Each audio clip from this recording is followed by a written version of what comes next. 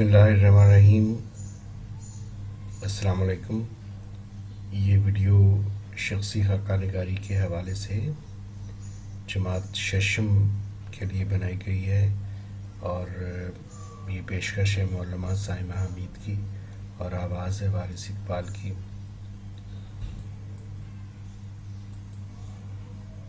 खाका निगारी किसे कहते हैं? ये शख्सी खाका निगारी किसे कहते हैं? किसी भी शख्सियत के बारे में इस तरह लिखना कि उसकी शख्सियत उभर कर सामने आ जाए खाका निगारी कहलाता है। इसे शख्सियत निगारी, शख्सी खाका या शख्सिया भी कहा जाता है।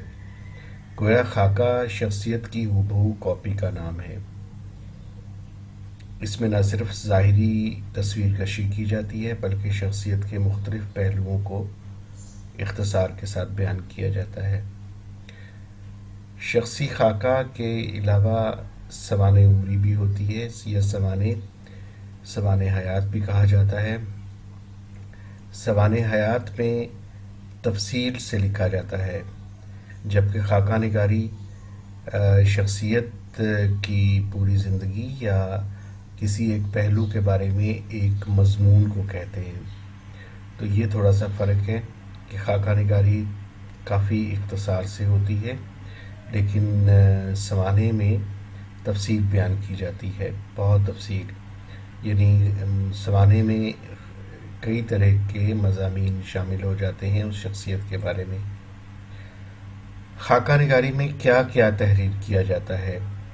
सबसे पहले खाका निगारी करते हुए तारुफ लिखना चाहिए, आदात व अतवार लिखनी चाहिए, उस शख्सियत की बुनियादी मालूमात दी जाए। मुरक्का निगारी, उनके बारे में अच्छे लफ्ज़, अच्छे कलमात खूबसूरत अंदाज में लिखे जाएं। उनके ज़ाती सिफ़ात और उनके कारनामे ज़रूर लिखे होने चाहिए। तारुफ में हम क्या लिखते हैं? तारुफ देते हुए शख्सियत का नाम तहरीर करते हैं। शख्सियत के बारे में बुनियादी मालूमात देना, जैसे ज़ाहिरी हुलिया, शक्ल सूरत, कौन है, कहाँ रहता है, क्या काम करता है, शोहरत या इंतखाब की वजह क्या है। तारुफ लिखते हुए इस तरह से लिखा जाए कि शख्सियत को पढ़ने वाला राग़िब हो जाए। यानी खूबसूरत अल्फाज और ख़ूबसूरत शगुफ्ता पैराया इस्तेमाल करना चाहिए। इसी तरीके से शख्सियत की आदात व अतवार, उसकी पसंद नापसंद बयान की जाती है और मुरक्का निगारी की जाती है। यानी शख्सियत के सारे पहलुओं के बारे में इस तरह से लिखा जाता है कि शख्सियत या अगर एक पहलू के बारे में लिखा जाए तो उसमें तमाम जो तफसील है वो शामिल की जाती है और इस तरह से लिखा जाता है कि एक पूरी तस्वीर बन जाए, पढ़ने वाले को महसूस हो कि वो शख्सियत को जैसे देख रहा है। इसी तरीके से शख्सियत निगारी करते हुए ये शख्सी खाका लिखते हुए ज़ाती कारनामे, ज़ाती सिफ़ात और शख्सियत के बारे में जितना कुछ मुमकिन तफसीलात या मालूमात होती हैं वो दी जाती हैं। खाका निगारी तहरीर करने के उसूल। खाका निगारी में आसान और आम फहम ज़बान इस्तेमाल की जाती है। इसमें कोई भी मालूमात बार बार नहीं दोहरानी चाहिए। शख्सियत की खसूसियत के मुताबिक ज़बान इस्तेमाल की जानी चाहिए और शख्सियत के मस्बत पहलुओं को उजागर किया जाना चाहिए। शख्सियत मारूफ और गैर मारूफ दोनों तरह की हो सकती है, ज़िंदा भी हो सकती है और ऐसी भी हो सकती है जो इस दुनिया से जा चुकी हो। शख्सियत के साथ को ताल्लुक़ भी हो सकता है और शख्सियत के साथ सिर्फ तासुर का या मुतासिर होने का ताल्लुक़ भी हो सकता है। शख्सी खाका तहरीर करने वाला जिस नज़र से शख्सियत को खुद महसूस करता है उसका असर भी तहरीर पर ज़रूर पड़ता है।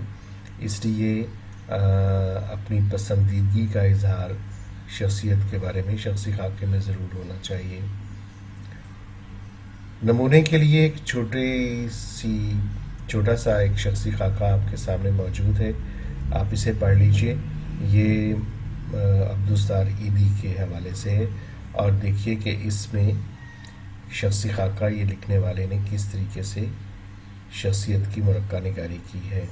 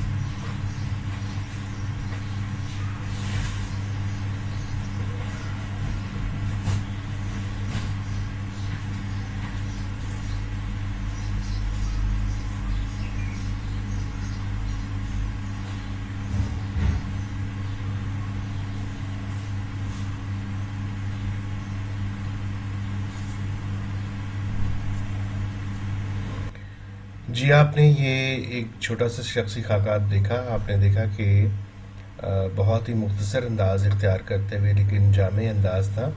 عبدالستار ایدھی کے حوالے سے عبدالستار ایدھی کے بارے میں جتنی ممکنہ معلومات تھی وہ ساری اس خاکے میں دی گئی ہیں۔ تو امید ہے کہ آپ اس ویڈیو کی روشنی میں ایک اچھا شخصی خاکہ لکھنے کے قابل ہوں گے۔ آپ کی توجہ اور تعاون کا بہت شکریہ۔